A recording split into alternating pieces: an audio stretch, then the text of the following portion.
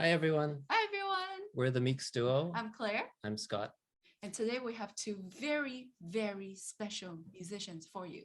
Yes, our guests today are Sheet Music Boss, the huge YouTube stars, made up of Andrew Wrangell and Sam Dickenson.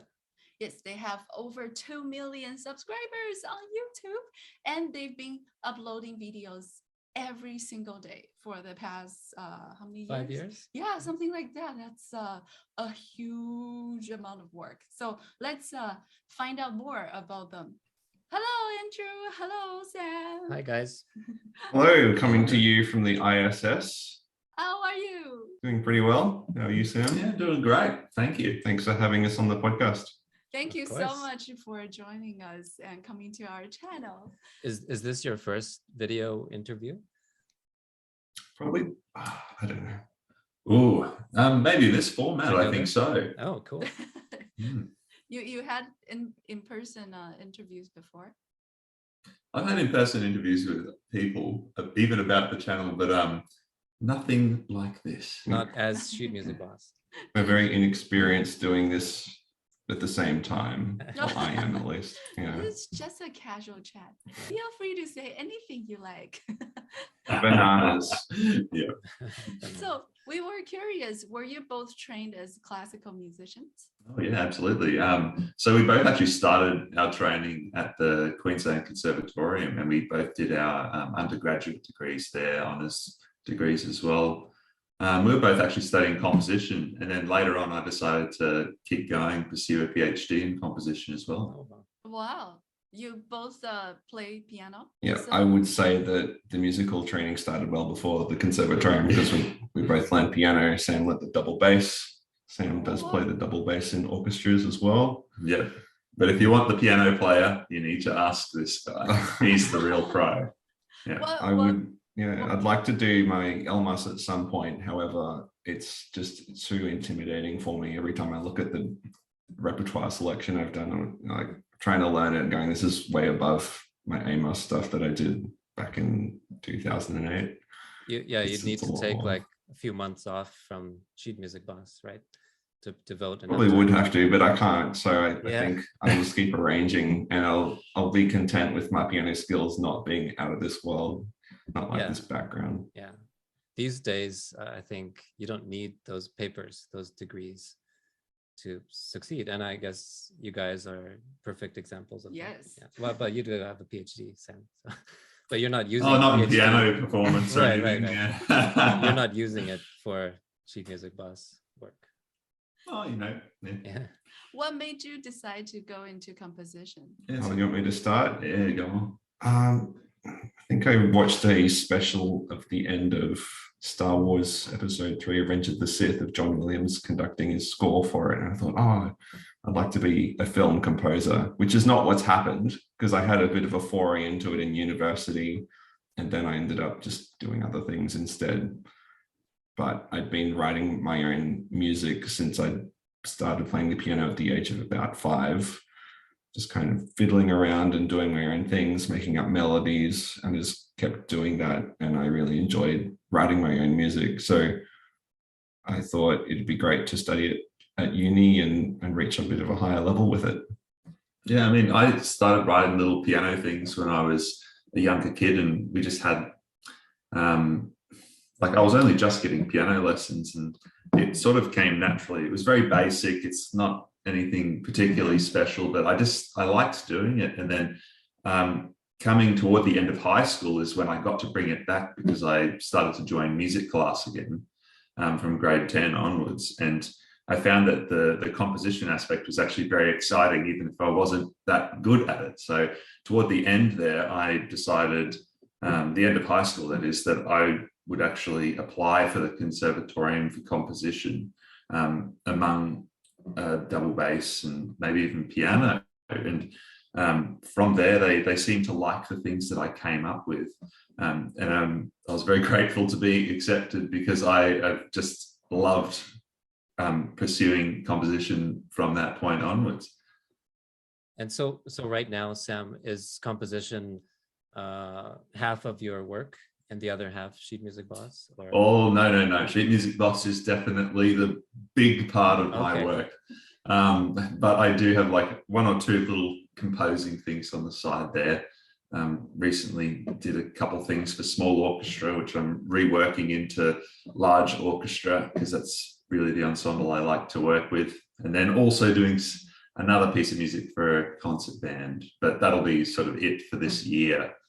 Yeah, it's not as huge in scope as doing all the new videos and exciting things for the channel, but I just am so grateful that I get to keep creating in that way.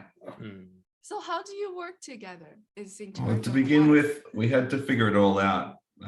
Just making the content to begin with, we thought we'd make a big library of piano sheet music. And what we did was we'd just make it to start with and then figure out what we'd do. And we gradually separated into different roles of what we'd do.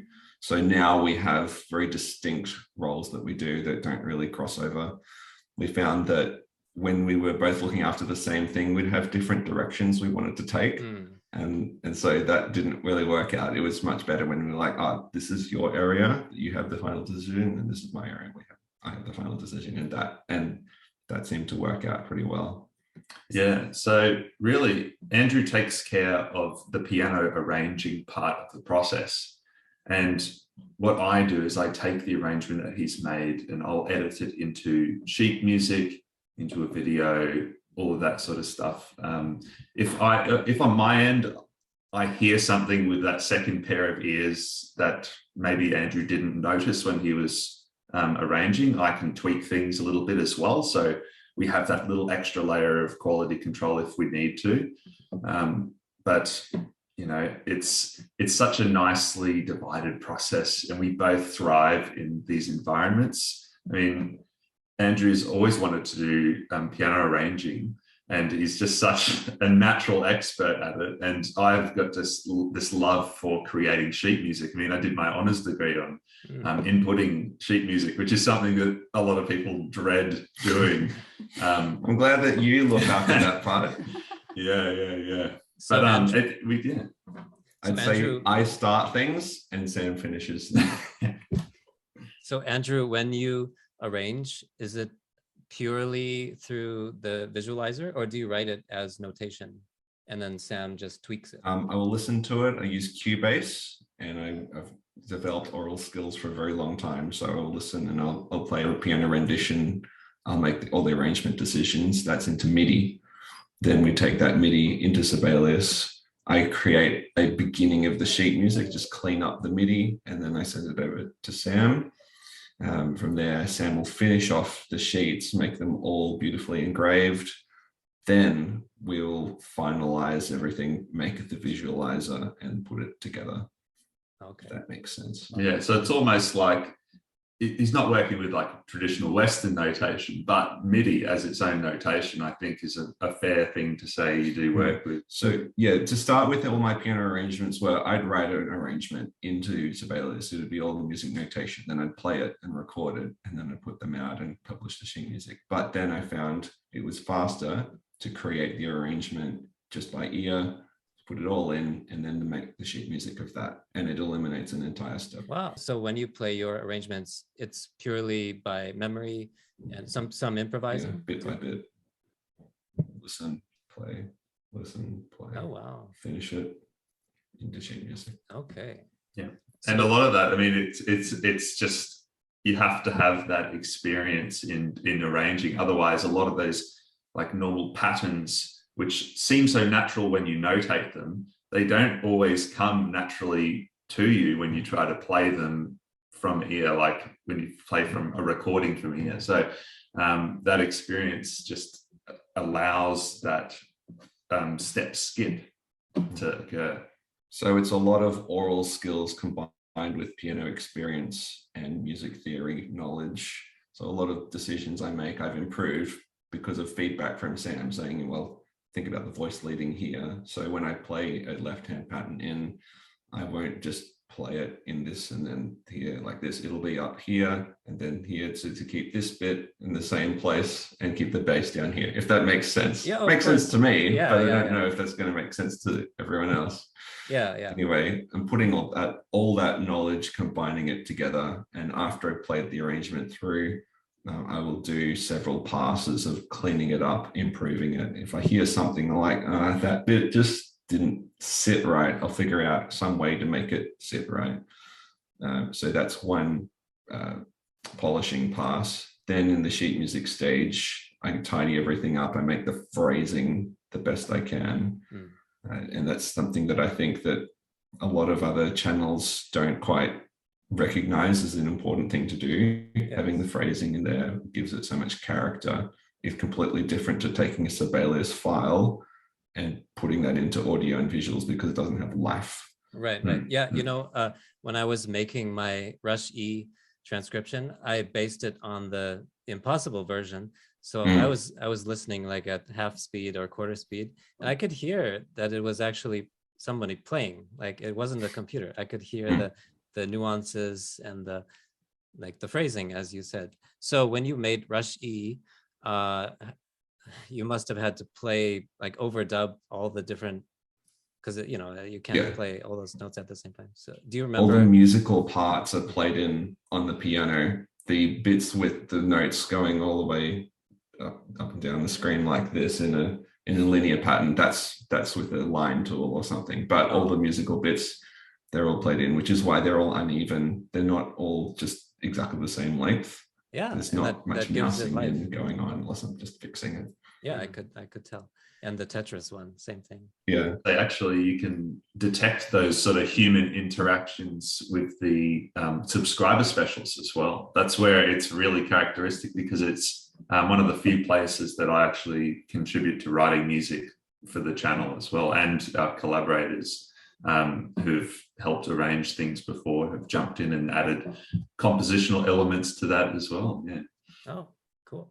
So how long does it take for you to produce one video? For about a 3-minute video, the last one I did, I think I spent about an hour and 20 minutes, including the sheet music and all that, tidying it up and so on. And then I think it's usually about the same amount of time for Sam. Yeah, it can vary drastically. So it really depends on the complexity of the song. If it's a really simple pop song, my end can take, 30, 45 minutes for the sheet music. And then for the video and thumbnail, it might only be 30 minutes, depending on how quickly I can get the thumbnail done. That's always a fun step, but it can get really complex really quickly, especially if we're doing anything that's original. So the Russia E, we actually use custom fonts. I go into Sibelius and adjust all of the beams and things, because we're selling it on a different platform. So we have that creative control over the final look of the product. So the sheet music can easily take upwards of 2 hours, depending on what it is. And a lot of the arranging and composition, if it's original, the composition is going to take usually quite a lot longer than if it's an arrangement as well. So it could really be from start to finished product. The quickest could probably be even in 2 hours if it's simple, shorter, but it can be easily longer than a full working day for one arrangement. If it's really, really complex, that's total time of working, split between 2 people, of course. Yeah. I'm going to look up how long it took me to write Rush E2 and work on that, which I keep a text file of everything when I work on it. I started at this point. If I had a break, I'll say I stopped at this point and then I started again. I think Sam's going to find it. Yeah, it's simple. Oh, you're too. There you go. Yeah, he's actually got it here. So, do you have a total in here? 10 hours, 14 minutes. Yeah. Yeah, that's a biggie. Yeah, I think most people, they don't realize how much work is put behind every video on YouTube. Do you ever feel like you're burnt out, so tired, and you want to take a break?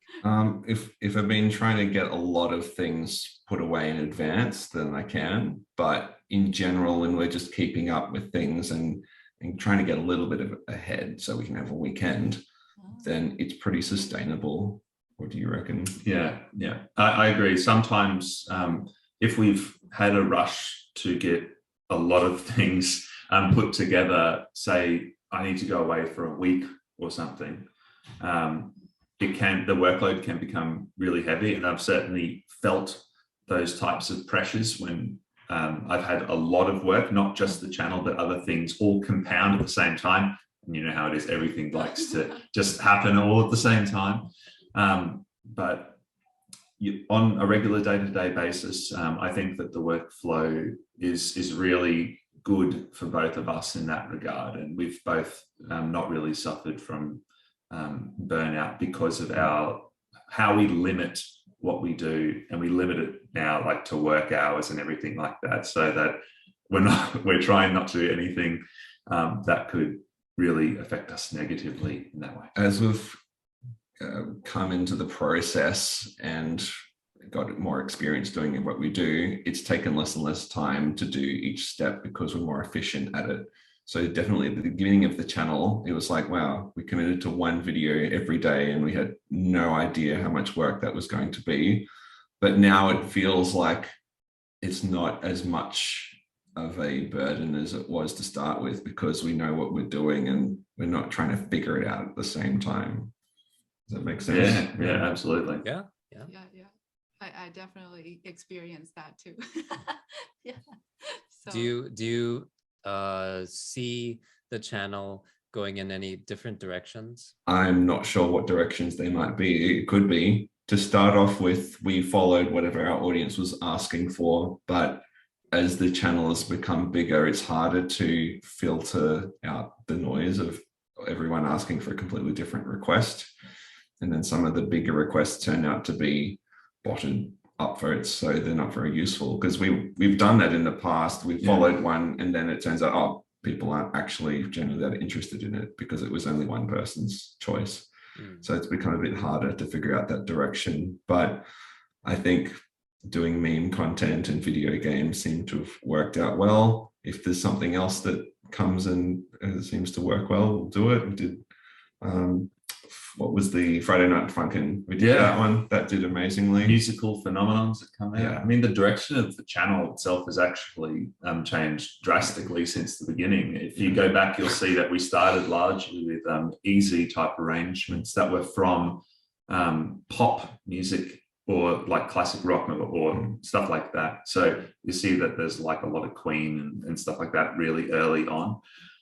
And then we just started to try and throw some things at the wall when they came around. When we saw opportunities to do so, there was something topical in the news. And Andrew suggested things which, you know, on face value, I looked at and I was like, I don't know if this is going to work for the channel, but just do it. And like one of those things was, of course, Rush B, which turned out to be one of the most significant turning points in the channel's history, which eventually, of course, led to Rush E and all of that. When Sam suggested Rush B, or we'd done that, Sam thought, oh, just have a bunch of more B's going down to hit the keyboard. And I was like, Sam, I've written a whole piece. It's like, what?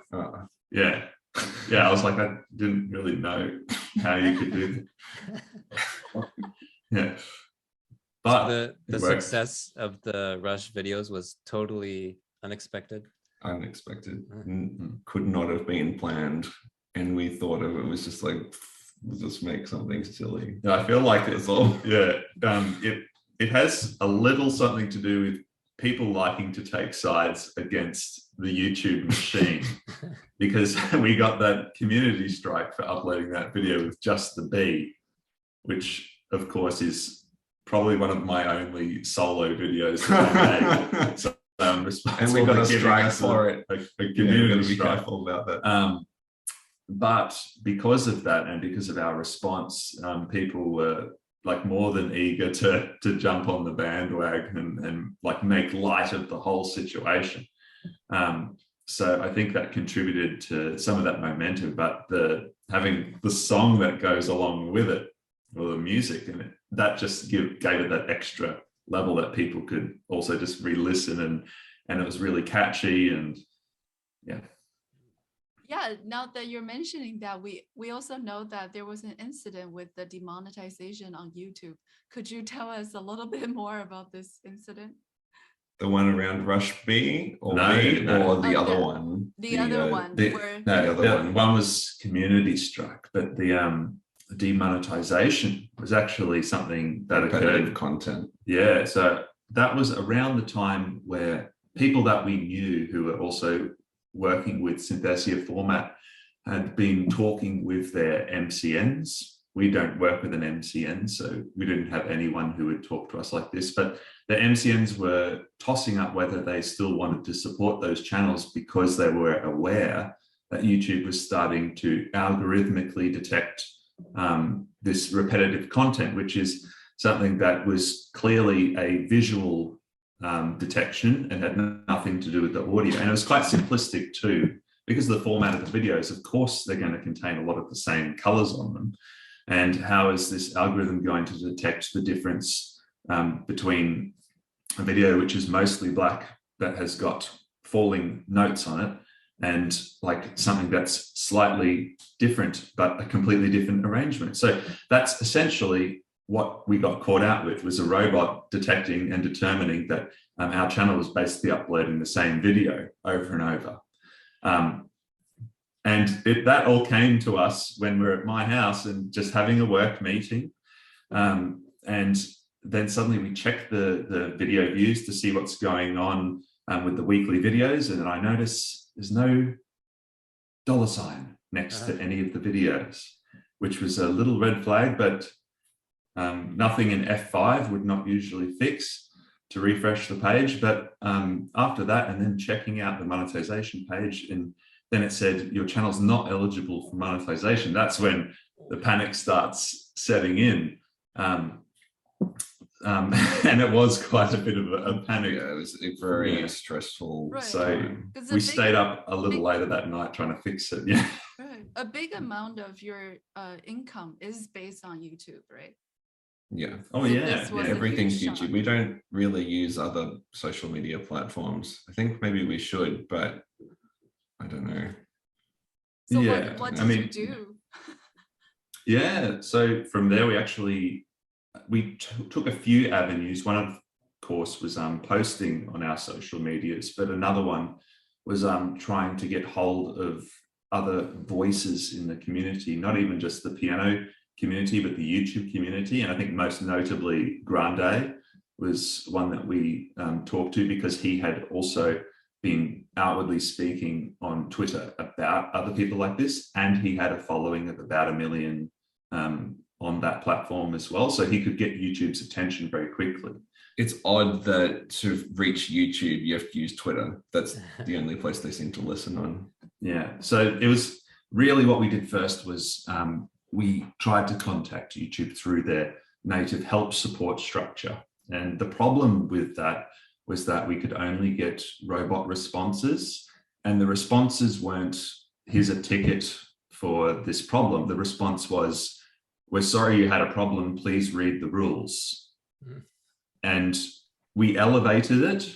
I say elevated, but the person we were elevated to was just another robot with another robot response. And there was no human interaction. So we basically been blanked out from the big system. And Told to reapply in 30 days through monetization. Yes, and they didn't give us any assistance. So that's why we reached out to others on Twitter. And it wasn't just Grande as well. Like, there was a couple of others who posted about this, and it did eventually resolve itself within 24 hours, I believe, because of this, all of this noise being made.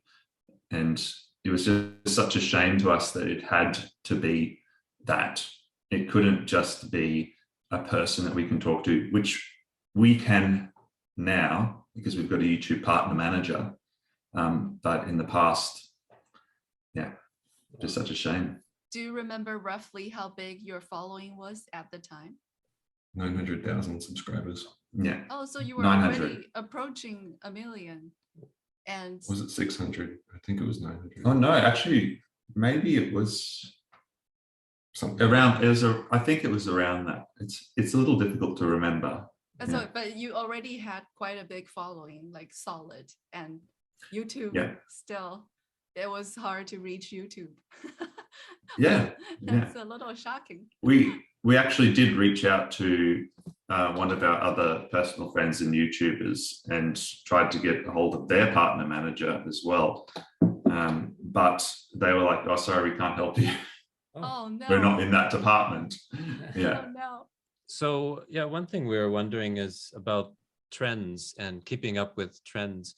So you do a lot of meme videos. Do you guys both browse, I don't know, social media for what's trending, or does your team update you, or how does that work? It's whatever we've come across and become aware of. There's a good channel called Lessons in Meme Culture, which covers quite a lot of them because I just don't see them otherwise. I'm not in the right place for it. But of course, anyone explaining memes is always cringe. So it's kind of a bit weird, but some things just arise and people are making lots of videos about it. So we'll just jump on it like Friday Night Fanchen, and it started like that. What else? The e-meme. These things just filter out really slowly. Well, really quickly, actually. And then they're gone in 2 days. Sometimes just on our subscription feed, things will pop up, and they'll pop up multiple times from different channels. Or, you know, they might just be well known because someone's been watching some PewDiePie videos, and whatever's been posted to his Reddit has become super, super popular. We also have a team member who keeps up on some of the happenings on TikTok and stuff. So there is sometimes a song that'll come out that's really big. We'll try it on. Not all of them are hits. You know, sometimes there'll be one that gets a bit of traction, but a lot of the time you do have to go digging a little bit further than you think to find some of these memes, unless you are watching a lot of the meme content as part of your daily ritual. Well, we I noticed have less patience for memes as I get older somehow. We noticed you did the Squid Game theme songs. You know the current hit Korean drama? I've watched it. Oh, The Attorney. Attorney Woo. No, Yeah. no, I do not know it. Yeah, Has a worth a watch. catchy theme song. Yeah, nice. Yeah, we weren't sure how the Squid Game music would go because we just don't know exactly what proportion of our channel would be into that stuff. But Yeah, how did that go actually on your channel? I think it's okay, but nothing out of this world. Okay. Is most of your are most of your viewers in North America? I would say yes, 30%. definitely. Yeah, it's about 30%. I mean, the Squid Game music went all right, to be honest. I mean, it's sitting over 500,000 views. Oh, yeah. So not super duper big, but it is substantially. Yeah. When you're planning your content, I see you have classical sometimes and old pop. Do you have a plan, like one day is classical and then, or is it just? I'd love to say I've got a great plan because I just make whatever. So I'm like, I found something I like that. Let's make it.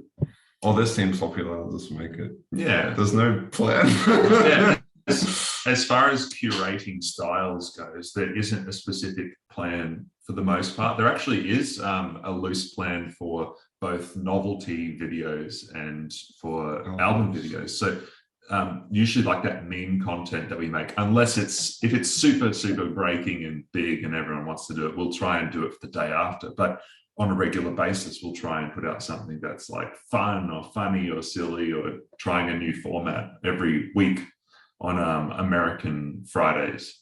So And then every 2 weeks, we'll try and create a video which has a compilation of works organized into one album based around a central idea. So stuff like exciting video game music is a recent one I've been working on, or Chopin Chopin nocturnes, or like one artist's tracks, Elton John, Queen, things like that. So there are those types of loose curations, but we haven't really got other than that. Yeah, we just try and cover a bunch of different genres as we go.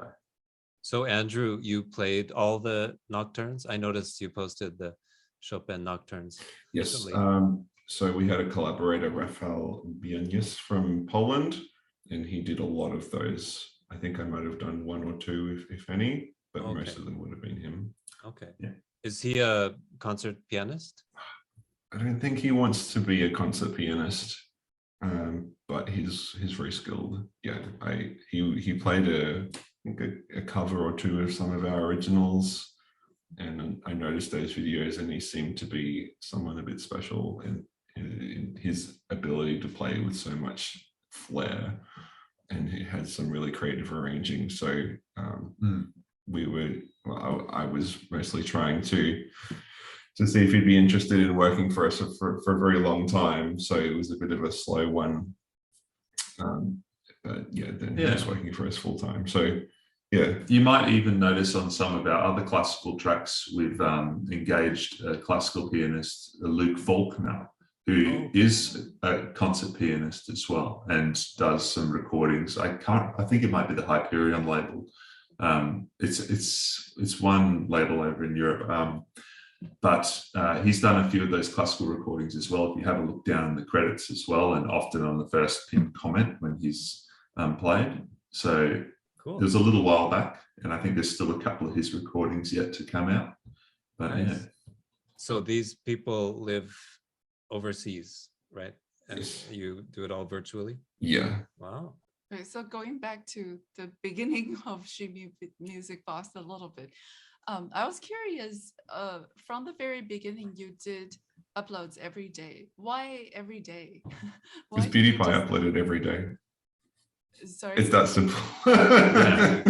We saw that the format of uploading once a day worked for PewDiePie. And we just thought, why not do that? I mean, to be honest, we also saw that Peter Pluto X was uploading at least a video a day for his easy arrangements. And we saw the format and we saw like what the content of those videos, and thought we could do that, and we can do it better. So we thought it was manageable, and that's why we jumped on it.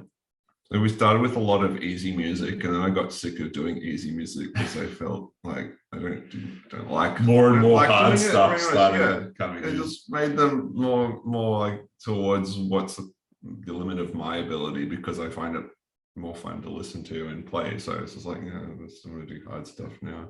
Yeah, you're not because it's hard, but because it's more satisfying. The keyboard size was like half size, right, at the beginning? It'd be adjusted to the limit of whatever the arrangement. Oh, okay. Oh, I see. Okay. So for the first little bit, you mentioned that, what was it? The first 3 months, you were uploading, you were just creating, but you didn't really see a result that you were waiting for. What did that feel like? We'd already decided to do a lot of arrangements and put a lot out and had no expectation of it going anywhere. And we thought we'd do that for about a year. Isn't that about right, Sam? We'll see how far. It's a bit under a year, I think. But yeah, we weren't actually worried about it or anything, because we'd approached it from the angle that we wanted to create as much sheet music as possible. We didn't even consider that YouTube advertising revenue could potentially be a major income source. So like it was actually really amazing to see the subscribers start to bump up when we started to jump on some meme trends toward the end of that first year. But until then, we didn't really have like super high expectations of what we could do. We just I tried to manage those expectations, and yeah, it was really truly amazing when we saw the numbers just start to pump up, and we're like, whoa, hold on, we're getting more than 100 subscribers a day now. Yeah, and then when that started to get over 1,000, 2,000, it was like, yeah, it was great because our expectations were on the floor. We had nothing. We thought, well, if we have a 100 or 1,000 subscribers in a year, then that'll be incredible. 150 subscribers in a year or something like that. We were like, we went out to like Indian for dinner or something, and I was like, oh, it'd be amazing if we got 1,500 subscribers in 1 year. Like, that would be cool. Yeah, maybe we'll pay the rent. Yeah. Wow. So none of this was planned. And so you sort of just change your strategy according to how it went, kind of. Yeah, just trying to respond to what people seem to like. Would you say that's a good piece of advice for starting out YouTubers? Like, don't have the goal in mind, like have you have to cater, you have to cater to an audience. There's something to be said for doing something that you personally enjoy, but if you only do what you enjoy, then maybe people won't be interested in it. So you've got to cater to a specific audience. And my advice to other YouTubers, if they're beginning, is don't try to cater to too many audiences. You have to cater to one audience.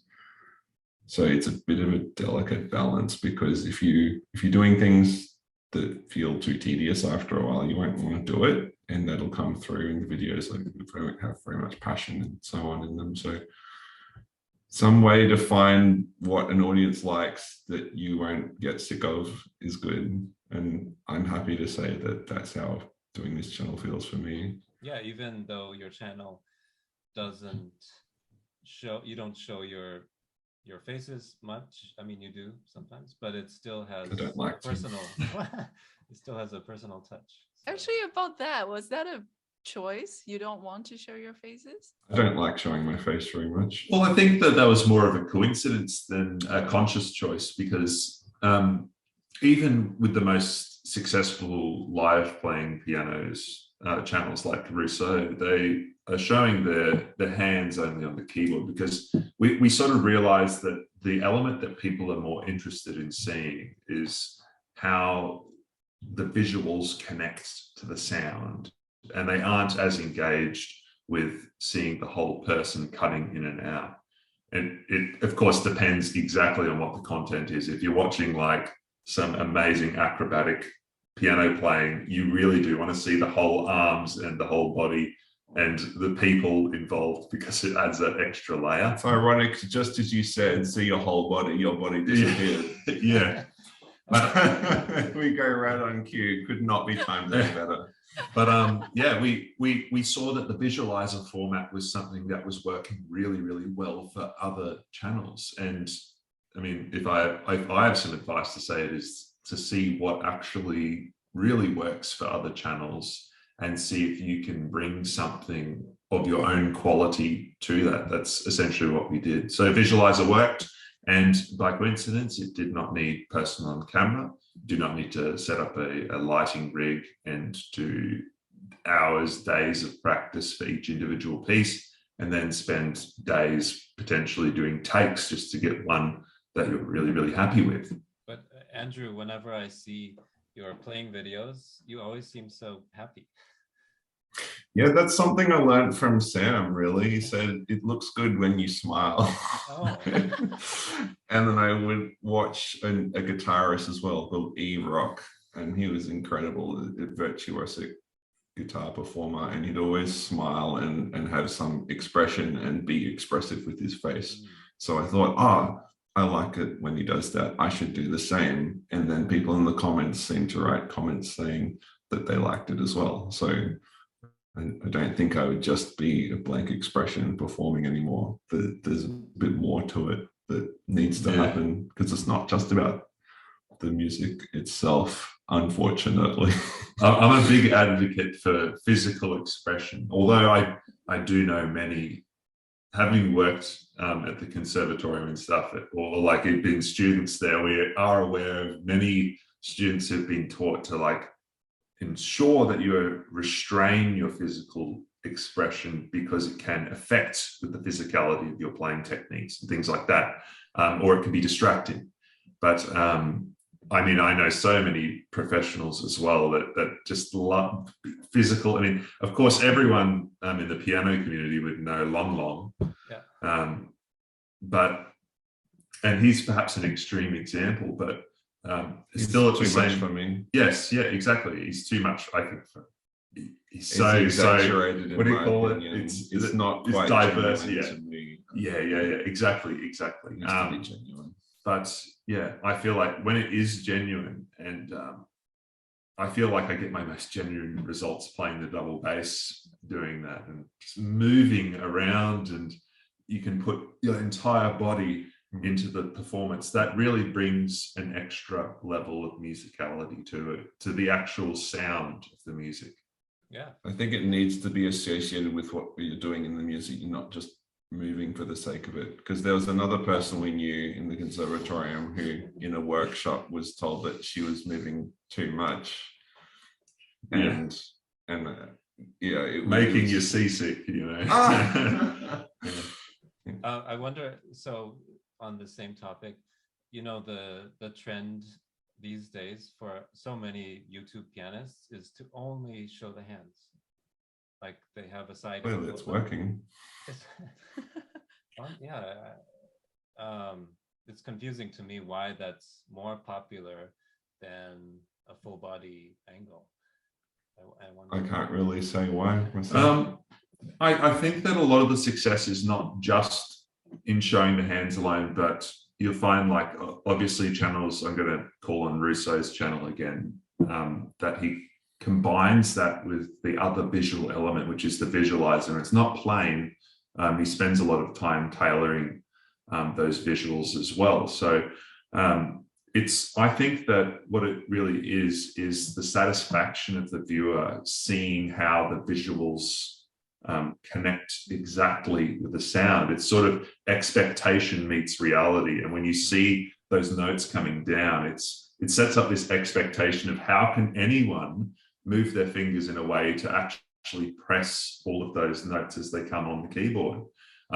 Because obviously that's not how it works. They don't have to play Guitar Hero over the piano, but that's sort of what it looks like. And to see someone achieve something that seems sometimes frankly impossible is very, very satisfying. Actually, but I was speaking more about the non-visualizer piano videos where people don't have I'm not too aware of a lot of those channels. Me neither. Yeah. Okay. I guess because we got to meet a lot of anime pianists, and that they've like 99% only show like animens. Yes. Right. Yeah. I think some of them feel maybe they want to be a serious concert performer, and that this will damage their image as a classical musician if they're doing more pop or anime. So they want to keep that separate to its own thing, and then they'll have a more serious career outside that, if that makes sense. That would be my 2 cents. And I think that still relevant to, say, the visualizer aspect, but not to do with the visualizer itself, is that there is such a fascination in having close-up views of how the fingers operate on the keys of the piano, and to watch really skillful pianists execute difficult passages like close up, or you know, with a level of quality that you can actually see what's going on. It is extremely visually satisfying. For how long have you known each other, by the way? Since 2010. Yeah, so 12 years. Okay. And do you ever argue or fight when you work together? Not anymore. No, we definitely argue points. So we've absolutely, yeah. Okay. We both have got. No. We're arguing over. No, we're not. Yeah, we both have pieces of music or moments in music that we're really passionate about, and we hear it in our heads in a certain way that we want to be expressed. whether it's like a piece of music that we personally like, or it's just a bit. So we've absolutely like spent like hours just like arguing over like a little bit. It might just be like one chord or something, and we're like, oh, it doesn't sound right. You have to play it like these notes. Sam's been like, it's these notes 100%. I'm like, no, it's these notes 100%. And it's just hard. like, Andrew he's got absolute pitch as well. So yeah. So yeah, we've definitely had those like discussions and arguments, and I think we've always got a positive outcome at the end of it. So for the main part, though, we really try to stay away from what each other is doing so that we give each other that creative control. It's only in like certain aspects that we feel we can really lift the final product significantly, now that we try to engage in those little details and things. That's great. After many years, many fights, you can still work together. That takes a lot of wisdom. Oh yeah. It's Do you guys hang out after work? Do you do non-work related things? Yeah, we like to go and have stouts. Yeah.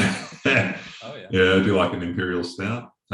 We play pool, go to Andrew's place, got a little pool table out the back, and like to shoot a few games. It's really good fun. So do you guys do most of your work virtually, or you live close enough together you can meet up? No, it's harder to work or in the same place unless it's a meeting, and then it's easier. But as for the creating the stuff, it's much easier to do it at our separate houses. Yeah, so we set up an expectation towards the beginning of the week of some things that need to be done in that week. And then as much as possible, we do all of that apart from each other.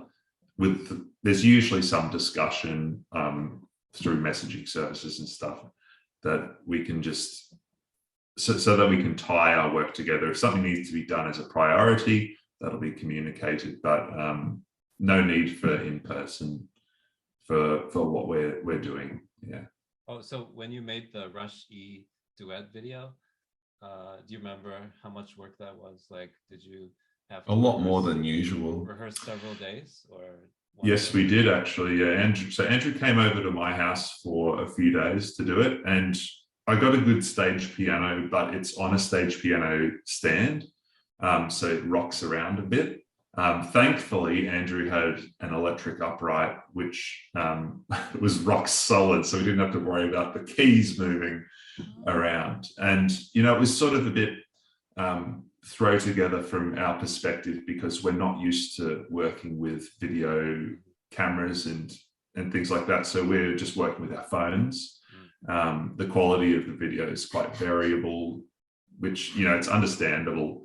But working with what we had, and Andrew's setting up the MIDI rig to go around the corner and record everything as we're playing. And I think we're clutch. Yeah, it's all thrown together, but I think it was done really quite well for what it was. And I keep hearing from other people as well that they really enjoyed watching that. Yeah, I wanted to say as well, we did. Oh, sorry, I'm interrupting. Do more of those live playing videos. Oh, fair enough. There's just so much more work than usual. But what I was going to say, if I can remember it, I've forgotten.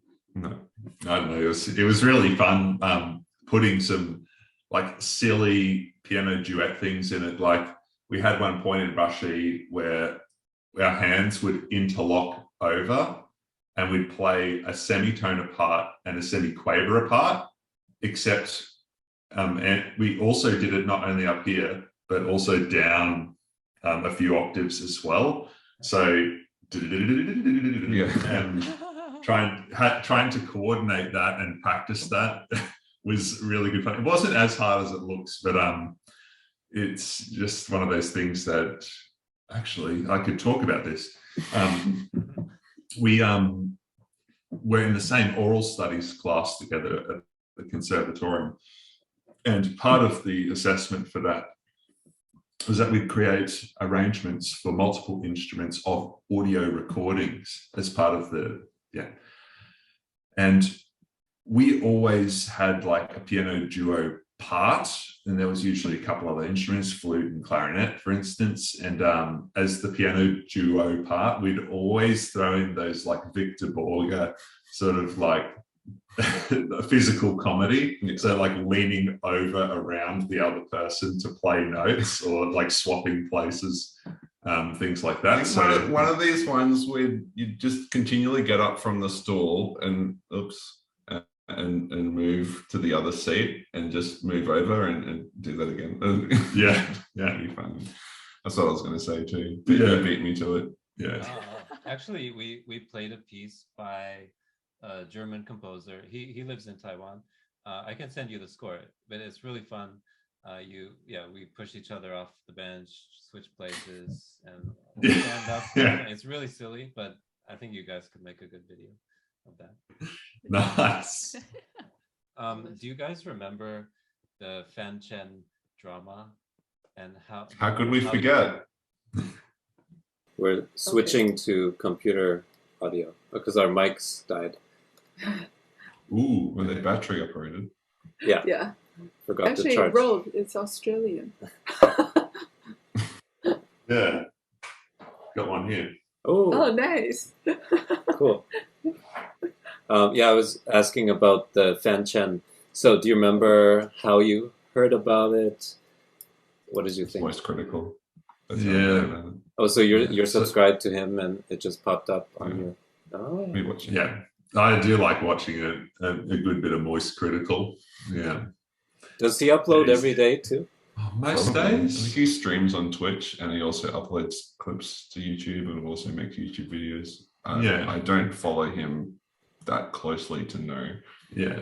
Like on occasion, I'll go through and watch a couple of these videos of interest. But I just love the way, I like the engaging way that he strings together sentences in a hypnotic drawl. Yeah. But it's just so entertaining. The subject matter, like really, it's the subject matter.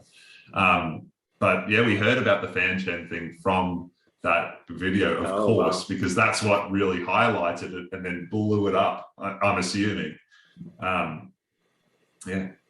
Has anything like that happened before or after? Nothing. Not off the top of my head. Nothing to that degree. No, I mean, the only thing comparable that we've been featured on a large YouTuber's channel was a couple of times when we had tracks featured on PewDiePie's channel. Oh, yeah. But like that, it didn't really drive traffic in the same way because it was more like there's a clip. The first time as well, the channel credit was like clipped out or something. The second time it wasn't, but it didn't really make a big difference because people sort of knew what it was. But it was really like that connection, the Fanchen and the Rush E thing. Rush E stuff was really big already. And then having that extra push just like kept the momentum coming through. It was nothing we've had before. And it became your most viewed video now, right? It is now. Yeah. Yeah, I can't even believe it. I mean, I couldn't believe it when our previous most viewed video became the most viewed video. It was the coffin dance. And like that meme, I loved the meme. I thought it was funny. And I just couldn't believe that got so many views. I love that meme though. That was fantastic. Yeah. Did you ever expect there would be two crazy people who made your Rushy into a forehand arrangement? Oh, I don't know about that. But I'm glad they did. Yeah. The range is pretty good. I like what he does. Yeah. Thank you. As a last question, do you have any advice for professional musicians who are already established but want to grow on YouTube? Yeah, I would say that you need to contribute regularly. So posting regularly we do a daily basis, but it's actually not really a need to do so. I think Adam Neely has a relatively regular schedule and he's doing well. You know, a lot of people post once a week with something, and it'll be good as long as the production quality is good and you follow like a central idea. And even further, if it's in a format that you know has been tried and is tested and works for someone else, then I would say try and pursue that, but do it is better, do it how you can do it better. My advice to professional YouTube for musicians who would want to do YouTube is learn how to make thumbnails and learn how to make good titles. That's going to be half the battle. Yeah. What's the definition of good? One that is going to get people's attention and make them want to click on the video. So a good yardstick for that is what thumbnails that you personally see that you want to click on and that make you want to watch a video, and you like identify what about it makes you want to click the video, and hopefully translate that into something that you create your own thumbnails and titles with. Mm-hmm. For me, Advice. I'm a bit odd because I don't watch that much music on YouTube, and I don't really watch other musicians. I watch other kinds of content because it's like, well, I already work in music. I don't really want to go and view the same kind of content that I'm making. I'll listen to very different kinds of music, like orchestral or so on, or metal. So it's got. Are you in charge of making thumbnail for your channel? Yeah, that's me. Oh. Oh, okay. Yeah. Always be making, you can see the progress as well in visual style from the very early ones where, you know, we cut people's heads, well, I cut people's heads out completely and just put it on the thumbnail with like the word and stuff, to something perhaps a little more visually nuanced in the newer ones, where there's actually more of a balance between the elements and how they interact with like the edges. So, and also pumping up the colors, or always saturating it a little unnaturally, or doing something that's just a little bit outside the realms of reality. Simple and striking thumbnails are great. If there's too much information, too much text, and like, yeah, where we are now, I'd probably frame my face like, ugh. Well, not like that, 'cause it disappeared. Anyway, I'd fill my face up with the screen, like, I keep disappearing, just disappearing into space. But you get the idea. Yeah, There you go. I do like that. There you go. All right. Thumbnail. Yeah. Hey, nice. There's your thumb. Oh, this is our There's thumbnail. our thumbnail. Thank you. Great. Thanks so Thank much. you so much for coming to our channel today. Welcome. It's such a pleasure, and An honor. yeah, we've learned so much about your channel and about you, and we rarely get to see your faces, and today we did, so we're excited. Thank you so Thank you much. so much. Thank you for having us. Thank It's you. lovely to be a part of the interview. We were mentioning to Andrew last time, if you ever want to visit the west coast of Canada, you can stay with us. Oh yeah, I mean, Yeah. I'd love to come to Canada. Yeah, Yeah, it'd be wonderful. Yeah. Yeah. Didn't Summer end up is the wearing- best time, and our summer, I think, is your winter, and he disappeared. Oh, I just come I'm back trying to from make this work, and it's just like, Oh, there it's- we go. Oh, I see. Hey, This yeah. is Haste Scriabin. to set up, I didn't. Yeah. Yeah, I've got the Marla shirt as well. Yeah. Yeah, How do you like It's the in shirt? the wash. Yeah. it's in the- I've